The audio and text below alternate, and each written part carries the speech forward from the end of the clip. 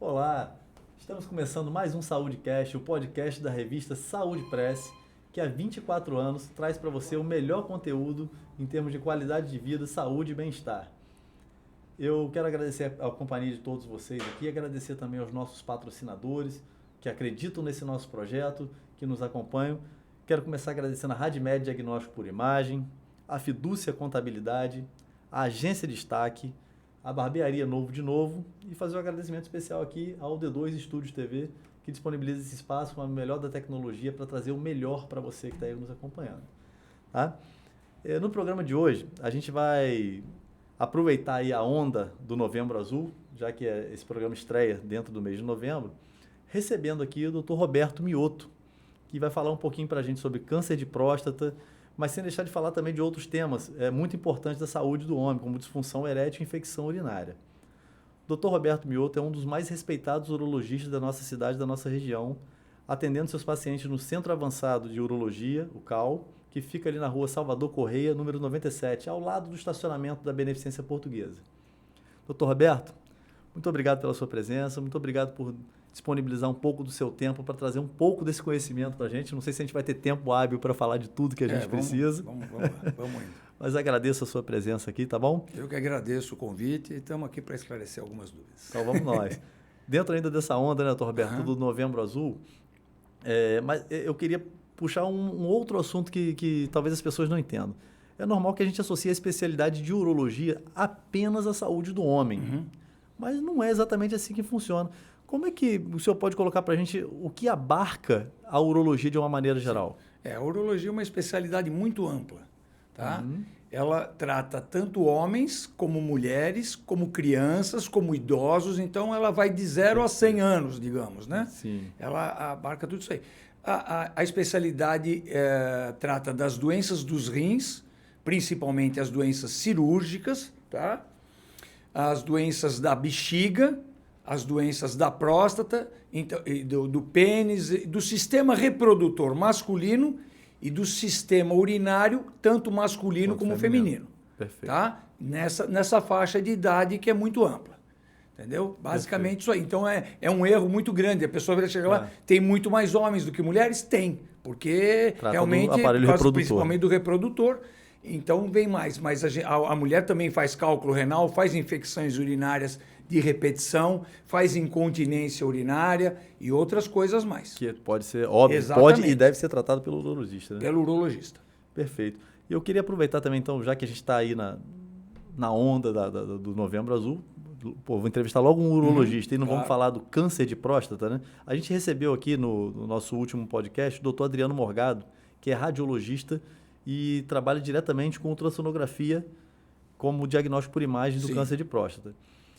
Agora, ouvindo o senhor como urologista, eu queria algumas informações e esclarecimentos, como, por exemplo, como se pode prevenir, diagnosticar e, eventualmente, tratar um câncer de próstata?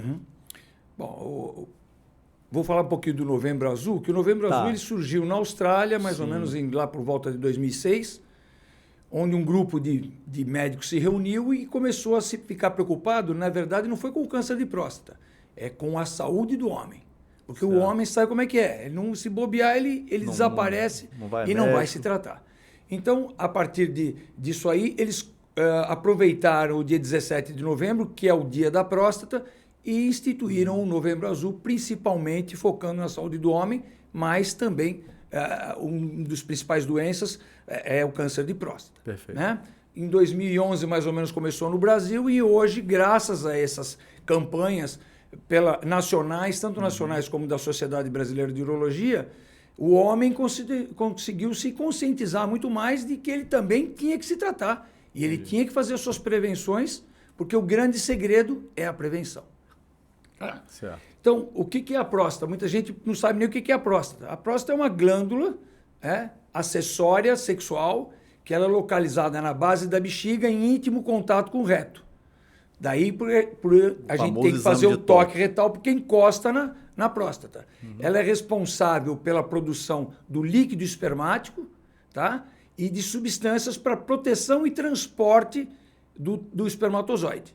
Então, ela produz 30% do líquido espermático. Os outros 60%, 70% são pelas vesículas seminais. Tá? Então, daí a importância da próstata. Bom, o câncer de próstata, hoje, é o câncer mais comum nos homens acima de 60 anos. Tá?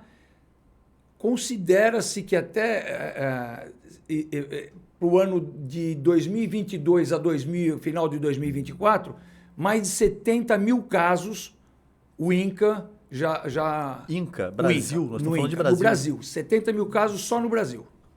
Que loucura. 70 mil casos. Tá? Então é um câncer de muita prevalência. Acabei de voltar da jornada carioca de urologia, então existem trabalhos que a incidência do câncer de próstata, infelizmente, ainda está aumentando. Tá? Não só pela acurácia dos diagnósticos, mas ele vem aumentando, ainda não se sabe o porquê. Tá? Então essa causa ainda não foi identificada. Exatamente. Tá? Então, o X da questão é a prevenção. Tá?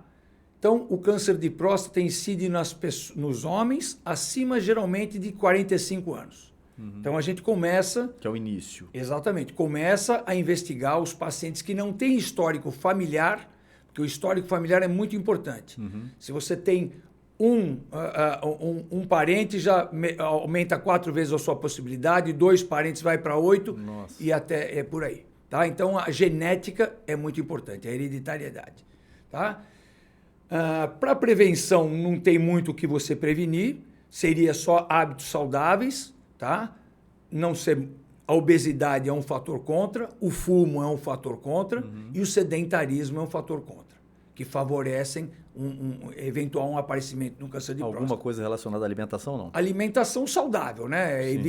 O excesso de gorduras que podem estar relacionados a esses índices de aumento do câncer de próstata.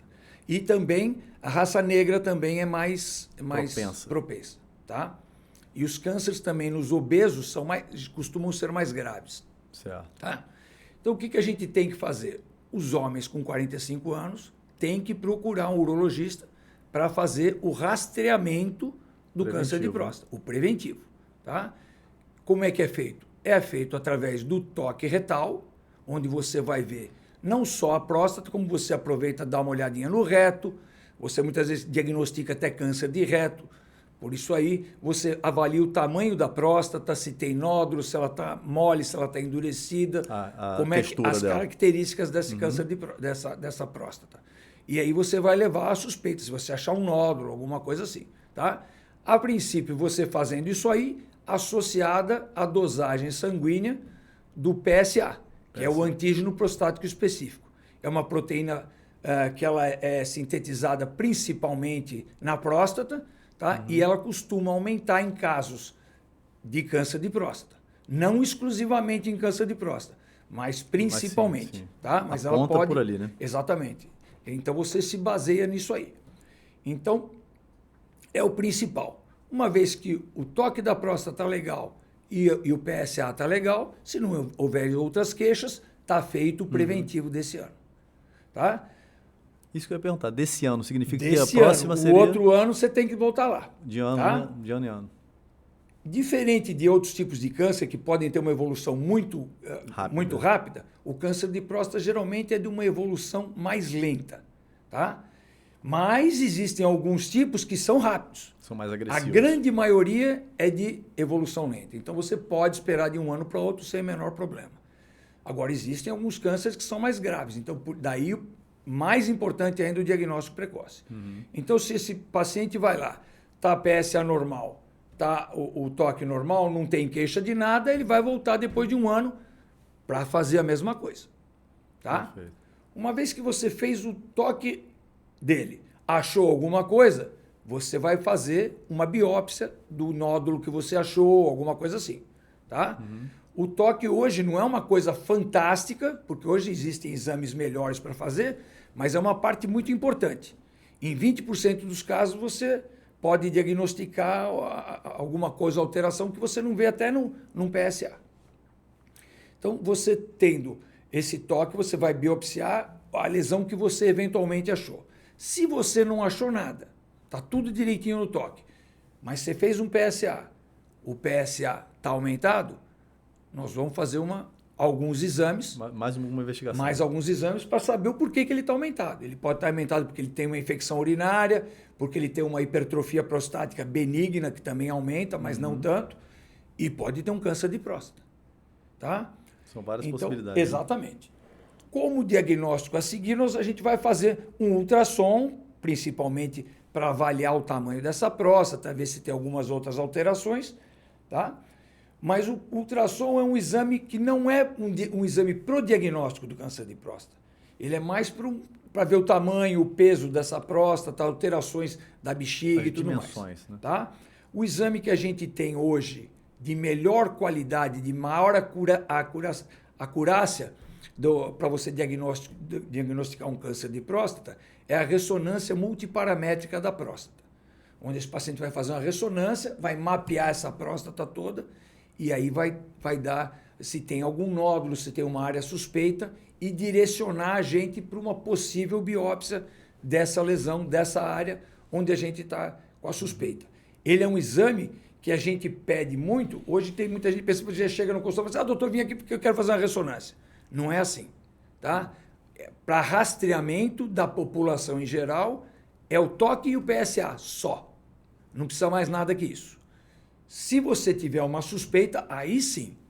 Se você tiver uma suspeita, não tem um toque que mostrou algum nódulo, alguma coisa, aí você vai procurar onde está esse nódulo. Entendi. Aí sim a ressonância multiparamétrica é o padrão ouro para a gente tentar diagnosticar esse câncer de próstata. Tá, e uma vez diagnosticado, como é que seria esse tratamento? Então, hoje, como falei para você, o diagnóstico do câncer de próstata e o sucesso tem que ser precoce. Porque se você diagnostica um câncer que ele está localizado só na glândula, tá? É como se tivesse uma laranja. Ele está dentro, só na laranja que está, você vai ter uma resposta boa com um tratamento tanto cirúrgico como radioterápico. Agora, se ele já passou da casca da laranja, ou ele está com alguma outra área, aí a complicação é diferente. É a metástase, né? Exatamente. Então, a princípio, se você tem um câncer de próstata localizado, só na próstata, depois de você fazer um estadiamento, ver realmente confirmar que ele só está na próstata, você tem algumas modalidades de tratamento. Hoje existe o tratamento cirúrgico, onde você tira a próstata inteira junto com as vesículas seminais e os gânglios que drenam a próstata, os gânglios pélvicos que você drena a próstata. Essa cirurgia pode ser feita com cirurgia aberta, através do abdômen, pode ser feita com cirurgia através do períneo, em alguns casos, laparoscópica, e hoje o padrão ouro também seria a robótica, tá? Onde você faz a cirurgia, uma cirurgia como outra qualquer, só que com a ajuda do robô. Tá? Onde você tem ampliação da imagem em 3D, então você tem um melhor domínio para você fazer o tratamento. Uma vez que a pessoa tenha um alto risco cirúrgico ou, eventualmente, ela não quer operar, porque ela não quer operar, tem medo, não quer operar, você pode fazer a radioterapia. A radioterapia que é o normal tem mais ou menos... hoje os aparelhos mais modernos, então eles não queimam mais o reto, como queimava antigamente, não queimam as estruturas vizinhas, eles queimam praticamente o câncer da próstata. Os resultados se aproximam bastante do resultado cirúrgico, só que tem um inconveniente que você não colheu material nenhum para você realmente ver qual o estadiamento. Quando você opera, você tira a próstata, essa próstata vai toda para exame, onde você vai ver a real condição que você tem, inclusive dos gânglios. Já na radioterapia você não tem isso, porque você não tira nada. Entendi. Tá? Uma vez você fazendo a cirurgia, se eventualmente tiver uma margem maior do que você calculou, ou tiver realmente mostrado mais alguma coisa, você ainda tem o recurso da radioterapia em cima para complementar o seu tratamento. Tá? Já quando você já faz a radioterapia, a cirurgia já não é boa, porque a cirurgia depois você fica com muito mais índice de impotência, de incontinência urinária também. É isso que eu queria saber, essa retirada da glândula, por mais que ela seja acessória, compromete a disfunção? Compromete por quê? Porque a próstata, os nervos erigentes, que são os nervos que causam a ereção, eles passam rentinho na base da próstata. Então, o que acontece? Quando você faz a cirurgia, algumas vezes você lesa esses nervos. Uhum. Ou o câncer já lesou eles. Então, não tem como você poupar. A gente faz a cirurgia tentando poupar eles para não ter comprometimento da função sexual. Mas muitas vezes você, ou porque o câncer invadiu, ou porque está muito fibrosado, eles são lesados. Aí acontece a impotência sexual. A impotência sexual hoje está numa faixa de em torno de 30% que acontece. Por causa da próstata. Por causa das prostatectomias radicais, da retirada da próstata. A radioterapia também causa lesão. Tá? Só que o da cirurgia, a pessoa fica impotente no começo, depois muitas vezes melhora e volta a funcionar. A radioterapia é diferente. No começo não acontece nada e depois dos anos tem os efeitos da radioterapia e aí vai piorando o negócio. Tá? A radioterapia pode ser feita tanto essa radioterapia externa como radioterapia interna, que chama braquiterapia. Braquiterapia são um implante de sementes na próstata radioativas, mas hoje os índices de recidiva são maiores, então a gente praticamente não está fazendo mais isso. Perfeito. Fora isso aí, existem outras terapias, mas só terapias ainda que estão ainda em avaliação para ver a eficácia realmente do negócio. Caso o câncer de próstata já não está mais na próstata, só está em algum lugar, além disso, o principal local de metástase são os linfonodos, que são os gânglios, e a parte óssea. Então, quando você faz isso, já tem alguma coisa fora, você tem tratamentos de bloqueio hormonal, onde você bloqueia a testosterona principalmente, que é o hormônio que faz com que o câncer se alimente. Se desenvolva, né? Exatamente. Aí, quando você tem isso aí, esse câncer dá uma atrofiada e você vai tratando com bloqueadores hormonais, bloqueadores androgênicos. Quando isso falha, ainda tem quimioterapia, tem alguns casos que faz imunoterapia e outras terapias para câncer já metastático. Mas aí você não consegue curar o doente. Entendi. Tá? Nas fases iniciais, a taxa de cura pode chegar até 87%. É mesmo, que coisa, hein? Exatamente. Número Agora, muito bom, hein? Muito bom. Quando você faz o diagnóstico precoce. Por isso que tem que enfatizar que não pode bobear. Fala, mas se tiver, eu não quero saber. Não quer saber agora. Depois você vai saber, já é tarde. Melhor saber agora, né? É melhor saber agora para você ter o que fazer. Tá? Dúvida. E, então, o principal é a prevenção. Perfeito. Tá? Basicamente isso aí. Disso do tratamento, né? Eu vou aproveitar Acho aqui. que eu estou meio rápido, né? Nada, tá ótimo, doutor. Tá. Nossa, fantástico, está sendo fantástico. Estou sabendo de coisa que eu nem imaginava, não tinha nem noção. É verdade. Eu vou pedir licença ao senhor um pouquinho, porque eu quero passar aqui agora um VT de um dos nossos patrocinadores, que é a RadMed. Mandar um abraço para o pessoal da RadMed. E esse VT nós vamos falar um pouquinho da ultrassonografia de próstata. Passa aí para a gente aí, Fred, por favor. A RadMed, mais uma vez, é pioneira e já realiza a ressonância magnética multiparamétrica de próstata, o que há de mais moderno em exames de próstata. Exame não invasivo, rápido e confortável, a técnica mais avançada e eficaz de detectar e avaliar o câncer ou qualquer outro problema na próstata, assim como indicar o tratamento mais adequado. RadMed, sempre à frente. Tá aí, você conferiu o VT da RadMed, nosso patrocinador, que aposta aqui no nosso projeto. Quero mandar um abraço para o Dr. Carlos Mário, que já foi um dos nossos entrevistados aqui. Dr. Adriano, também da RadMed, falando do assunto parecido, que é o assunto da câncer da próstata, mas falando do diagnóstico por imagem. E lá com o Dr. Adriano também tocamos nesse assunto, Dr. Roberto, que eu gostaria também de ouvir do senhor, que eu acho que é outro segmento da medicina, mas que convive tem essa relação próxima com os homens. E, além disso, nós somos homens, né? A gente sabe que existe muito preconceito, muito tabu com relação não só ao câncer da próstata, não só ao tratamento da próstata, não só a questão do toque. O homem, de uma maneira geral, não busca o cuidado.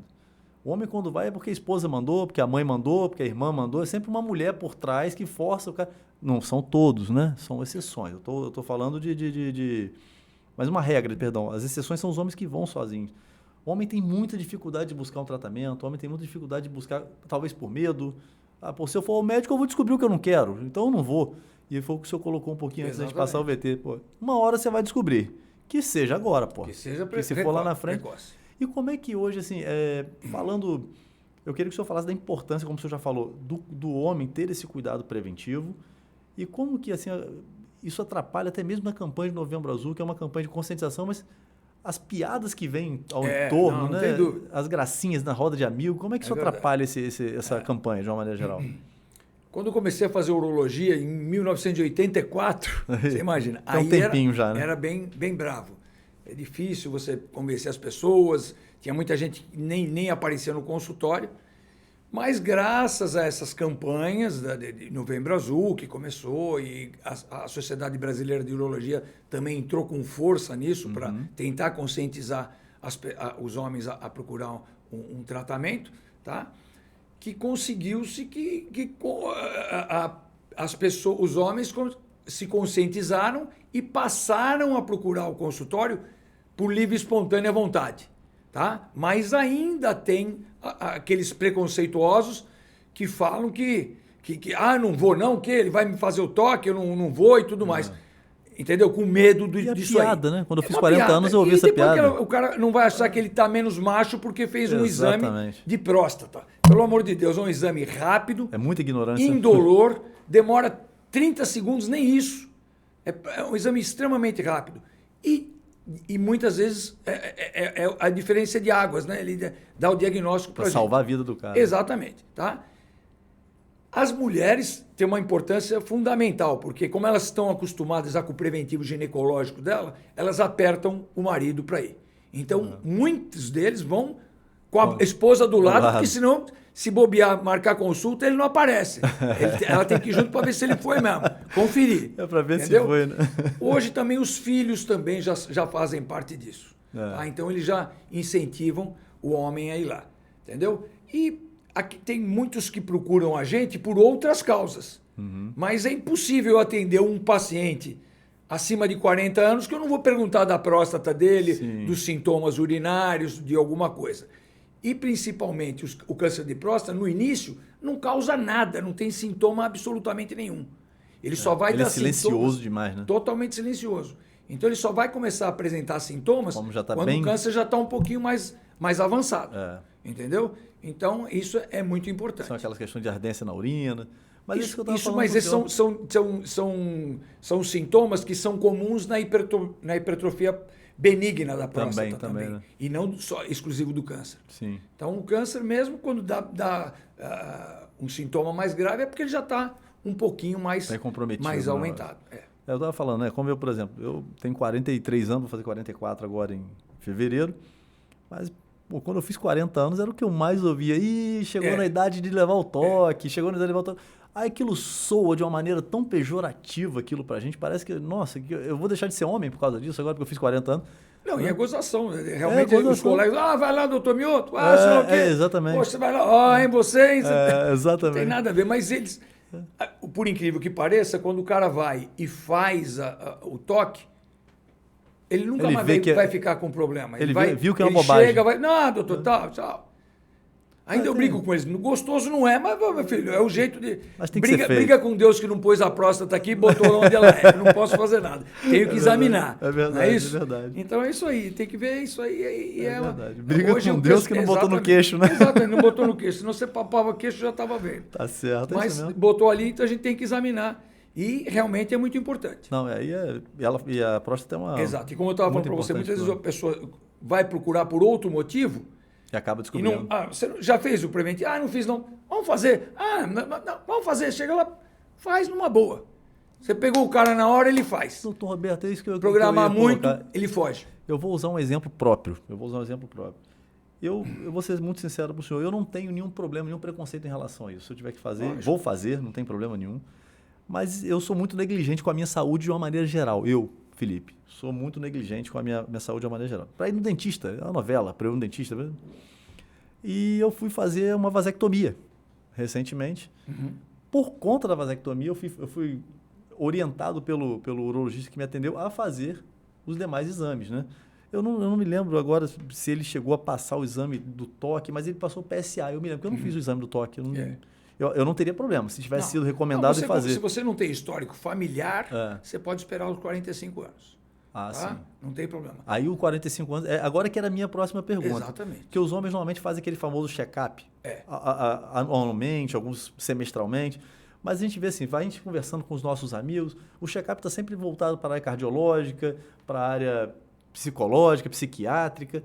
Pouco a gente ouve falar da questão da saúde do trato sexual, do trato urinário. Eu queria que o senhor passasse para a gente essa questão. É 40, 45, 50 anos, 60 anos? A partir de que idade e com qual frequência esse homem deve buscar esse... Isso ainda não se isso chegou já falou do anual, muito né? a um consenso, tá? Mas a maioria dos consensos, tanto americanos, europeus e brasileiros, geralmente é com 45. 45 alguns... Independente do histórico. Alguns... Independente da história. Se o paciente tem câncer de próstata na família... 40. Eu começo com 40, sempre comecei com 40. Porque eu já tive paciente com 43 anos, a sua idade, que eu já operei ele, inclusive eu operei ele no dia que ele estava fazendo 43 anos, com câncer de próstata. Avançado já não? Não, localizado, graças a Deus. Tá? Mas eu costumo falar, a pessoa depois dos 40 pode até fazendo no sangue. Pode aguardar até os 45 se não tiver um histórico familiar, principalmente. Tá? Aí não tendo nada, 45 começa com o toque, o PSA e vai seguindo daí para diante. Perfeito. Tá? E aí depois volta naquela conversa inicial nossa. Anualmente fazer isso é o mais seguro, né? Anualmente. Perfeito. E quanto mais idade, mais possibilidade. Tá? Tá certo. Então, exatamente, porque na verdade ela é uma doença da sexta década. Ele é doença de 50 anos para cima. 45 já é um pouco precoce. Mas é o momento certo, mas né? exatamente. Mas já começa a apontar mas já alguma começa, coisa já, ali, né? a gente diagnosticar pessoas com 45, 46 anos já com câncer de próstata. Perfeito, entendi. Agora eu vou mudar um pouquinho de assunto. Vamos lá. Mudar um pouquinho de assunto. Agora vamos falar de um assunto que eu acho que aflige a maioria dos homens aí, que é a disfunção erétil. Mais conhecida, né, do grande público como impotência sexual. E assim como uma pergunta anterior, eu queria entender, existem homens que já nascem com essa condição de disfunção erétil, o cara já tem desde novo, ou ela se desenvolve ao longo da vida? E se desenvolve ao longo da vida, com qual é a idade que aproximadamente o homem começa a ter algum problema? Ou se isso depende de fatores externos, depende de condições de vida? Como é que é isso aí pra gente? A disfunção, a gente fala hoje de impotência chamando de disfunção erétil. Tá? Então a disfunção erétil, ela é uma doença que pode aparecer em qualquer idade. Qualquer idade, tá? E ela está ligada a múltiplos fatores. Por exemplo, o que principal é o fator vascular, se a pessoa tem uma irrigação sanguínea boa, se as artérias estão pérvias, se as artérias estão boas, estão levando bastante sangue, estão relacionados a fatores neurológicos, tá? Como eu falei da prostatectomia radical, se os nervinhos estão preservados, se ele tem alguma neuropatia, alguma coisa só, porque ele é vasculo neurogênico, o fator da ereção, e também ligado a hormônios. Tá? O principal hormônio desse é a testosterona, que é o hormônio masculino. Que no tratamento do câncer ela pode ter o bloqueio dele. Né? Exatamente. Aí a gente tem que ver também hormônio masculino, testosterona, estradiol, a prolactina, que são os hormônios ligados a isso. A faixa de idade existem pessoas que já têm problema de impotência, porque ela tem uma má formação congênita, porque ela é diabética, principalmente nos diabéticos mais novos, eles têm tanto problemas vasculares como neurológicos, tem a vasculopatia, a neuropatia diabética, as pessoas com trauma raquimedular, as pessoas que já fizeram prostatectomia radical, uso excessivo de medicamentos antidepressivos, tem antihipertensivos que causam, a causa é muito vasta. Então, se o antihipertensivo, por exemplo, causa, a gente pode pressupor que a hipertensão é a causa também, né? Ajuda. Também, porque a hipertensão altera a arteriosclerose, né? A arteriosclerose é o depósito de placas de ateroma nas artérias, vão diminuindo o calibre dela. Hoje, até, as pessoas que têm uma disfunção erétil precoce, até a gente manda fazer até um exame coronariano, porque muitas vezes está ligado a isso. As artérias do pênis são iguais. É a mesma coisa são as mesmas coisas que as artérias da coronária. Só que elas são bem mais finas. Então elas entopem antes das coronárias. São mais propensas. Então muitas vezes a pessoa que tem uma disfunção erétil, dependendo da idade, é lógico, ela já pode estar tendo um problema cardiológico. Então a gente está sendo apontado lá embaixo. Está sendo apontado lá embaixo. Aquilo lá pode sinalizar, inclusive, um problema mais sério, mais grave. Mas, a grosso modo, a impotência geralmente acima dos 40 anos. Que é o normal de já começar a que aparecer alguma coisa. Vai variar em torno de 30%, 40%. Essa que podem ter a disfunção erétil. Tá? Essa disfunção erétil pode ser, como falei para você, qualquer uma doença dessas de base, principalmente diabetes, hipertensão, medicamentosa, ou trauma raquidomedular, ou prostatectomia, ou irradiação pélvica, doenças grandes de pelve, que você pode lesar esses nervinhos. Tá? Então você tem que estudar para ver o que você vai direcionar o seu diagnóstico para ver o tratamento mais adequado. Hoje existem várias drogas que a gente pode usar, não funcionam para todos, é lógico que não, mas funcionam bem para diabetes de origem psicogênica e tudo mais. O que faz diabetes psicogênico? Não, doença psicogênica, né? Por exemplo, a pessoa está tudo direitinho, ela tem ereção quando ela vê um filme, ela tem ereção quando ela está com a namorada, mas ela não está pelada ainda, digamos, não tirou a roupa. Quando ela tira a roupa, ela tem aquela expectativa, ansiedade e tudo mais. Exatamente. Com a ansiedade, o que faz a ereção? A vasodilatação. O vaso dilata, o sangue chega com força, tem a ereção. O que acontece? A pessoa está lá tão preocupada, vou falhar, vou sei lá o quê. Descarga de adrenalina, vasoconstrição, a pessoa falha de origem psicogênica. Nesses casos, a medicação oral, como esses sildenafil, tadalafil, vardenafil, outras aí, iodenafil, tem várias substâncias que a gente pode usar e dar um bom resultado. Já quando a pessoa já é outros problemas de vascularização realmente que está ruim e tudo mais, você pode fazer drogas intracavernosas, que são injeções de substâncias no próprio pênis, com uma agulhinha pequenininha, tipo de insulina, como se fosse uma vacina. Aquelazinha de insulina. Que a pessoa vai usar essa terapia sob demanda. Ela vai ter uma relação, ela aplica, tem a relação e depois ele vai baixar de novo.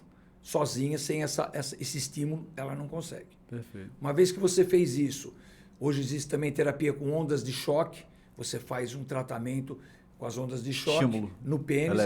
Não são choques, na verdade é o mesmo princípio da litotripsia que quebra a pedra. É o impulso. São impulsos de ondas acústicas. Sim. Elas vão causar microtraumatismos profundos na região do corpo cavernoso e estimula a formação de novos vasos. Entendi. Então ela é como se fosse uma revascularização desse pênis. E quando você já usou todas as possibilidades que você tem clínica ou mesmo essas de medicamento, aí você vai partir para uma prótese peniana, tá? Que é um implante de cilindros, ou rígido ou flexível, que você vai botar dentro do corpo cavernoso para substituir a ereção. Quando você bota um rígido, o pênis fica ereto, mas ele é maleável, ele dobra, só fica pronto para penetração. Tá? E o outro você tem cilindros de líquido que passa um para o outro, que ele faz o mecanismo mais fisiológico. Mas esse pronto para penetração, ele volta a ter toda a função? Ele, inclusive de ejaculação? Não, a ejaculação é totalmente diferente da função da ejaculação com a ereção. Entendi. Tá? A pessoa pode ter ejaculação com o pênis flácido. É mesmo? Se tiver excitação e tudo mais, pode ter ejaculação com o pênis flácido. Então, quando a pessoa... O que atrapalha principal da disfunção erétil é a questão vascular. É a penetração. A penetração.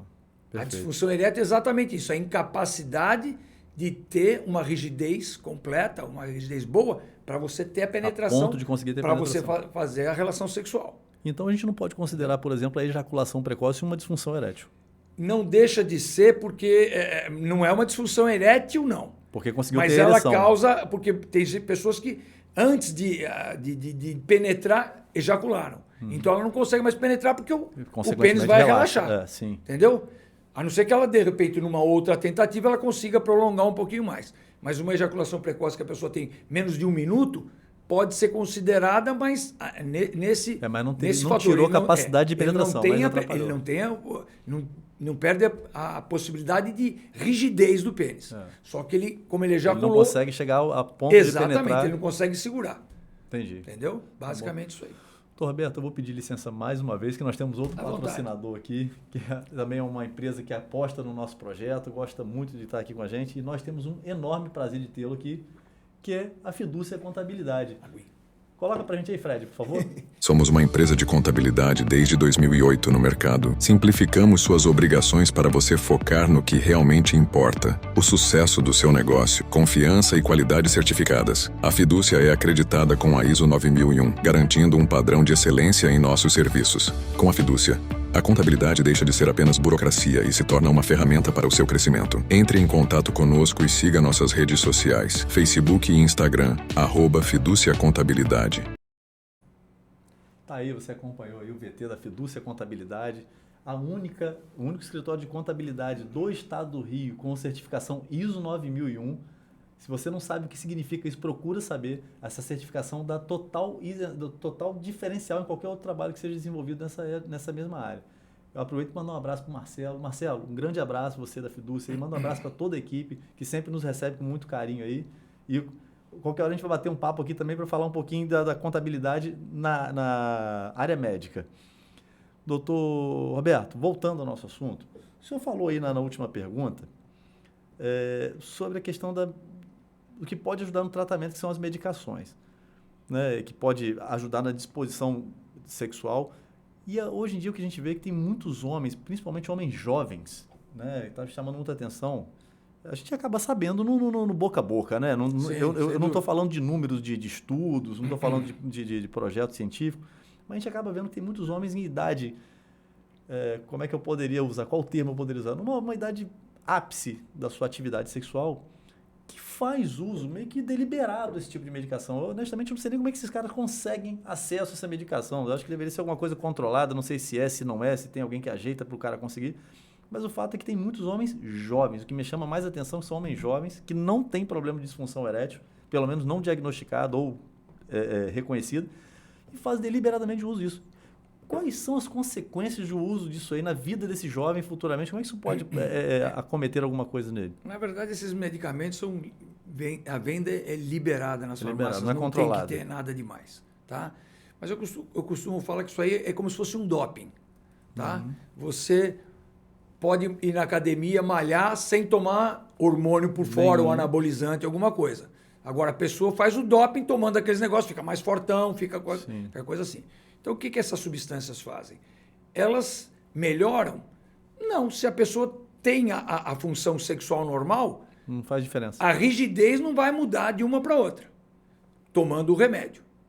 O que acontece é o seguinte, a recuperação acaba sendo mais rápido, digamos, entre uma primeira relação sexual e uma segunda, porque ele está sendo potencializado, está sendo hiperestimulado. Uhum. É vasodilatação lá em cima. Essas substâncias são todas vasodilatadoras. O sangue chega com mais força. Inclusive falam que pode dar problema cardíaco em função disso, né? Não, o problema cardíaco não é bem assim. Como elas são vasodilatadoras, elas acabam dilatando as artérias do corpo todo. Tá? E elas acabam até ajudando o coração. Elas vão melhorar a função do coração, a irrigação do coração. O que acontece é aquela história, o cara já tem um problema cardíaco, não está apto para a relação sexual ainda, e aí de repente ele toma aquela substância. Aquela substância deixou ele apto para ter a relação sexual. Uhum. Então quando ele vai ter essa relação sexual, ele passa mal, mais pelo esforço físico, é como se fosse ele dar uma corrida. Entendi. Ele não está acostumado a correr, foi correr, está sentindo para correr, então ele passa mais mal, porque ele já tem uma patologia pregressa do coração, das artérias, e ele pode infartar até porque ele fez um esforço físico, que ele não está acostumado a fazer. Entendeu?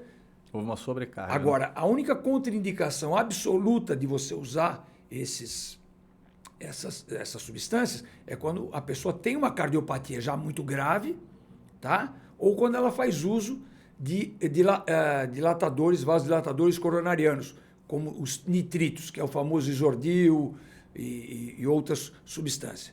Porque ela age junto com essas substâncias e pode dar uma hipotensão, que muitas vezes pode ser brava. Entendi. Entendeu? Então, nesses casos, as pessoas que usam esses tipos de substâncias não devem usar essas substâncias como o sildenafil e o tadalafil.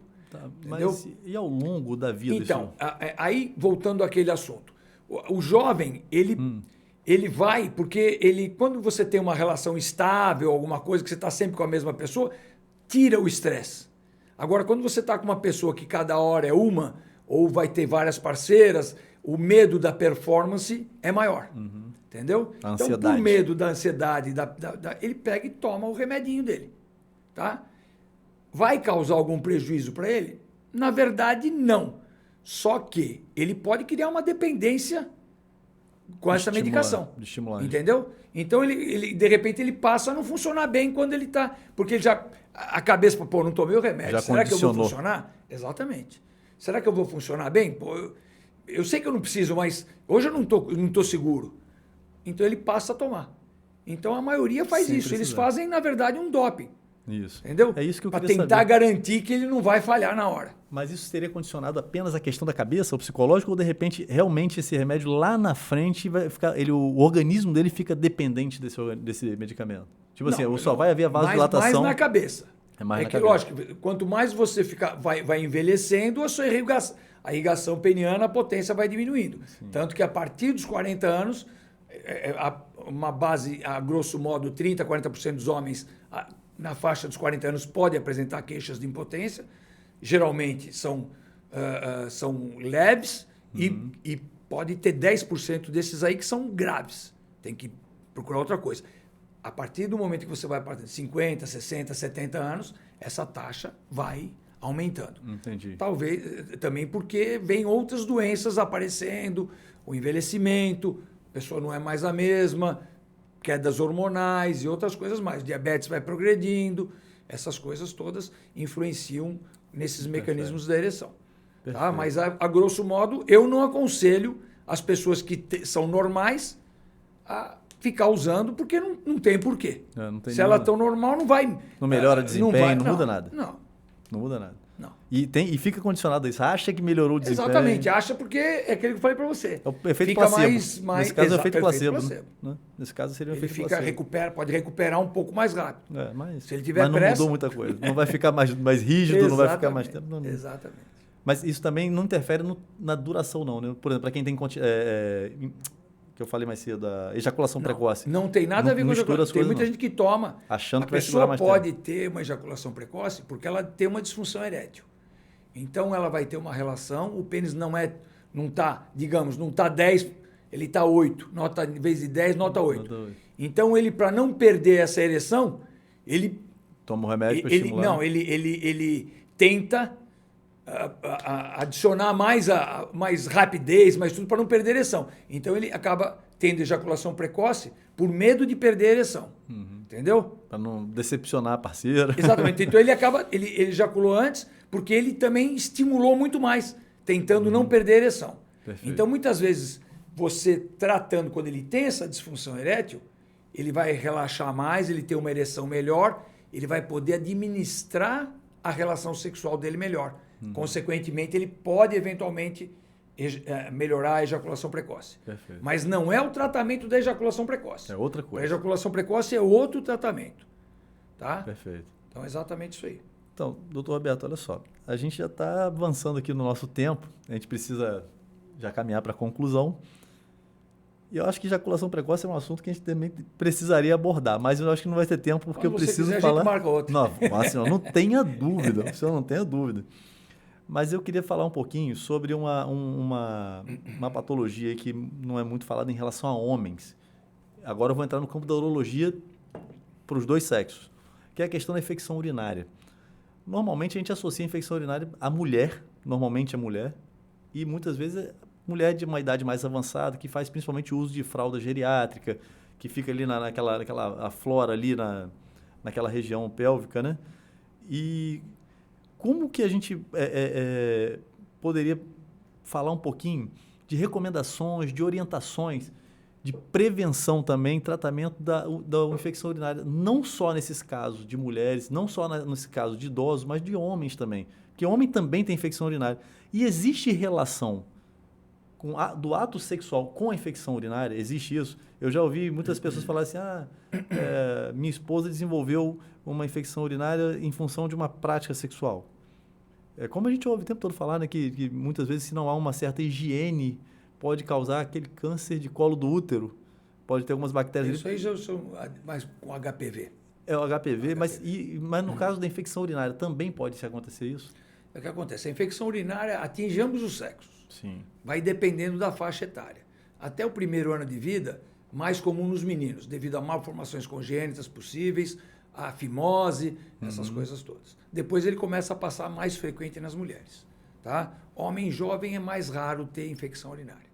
Certo. O homem começa a voltar a ter infecção urinária quando principalmente começa doenças predisponentes, como diabetes, outras coisas, mas principalmente pelo aumento do volume da próstata. Que a próstata começa a ter um problema, exatamente, um problema para esvaziamento da bexiga e tudo mais. Mas existem inúmeras causas também que predispõem à infecção urinária.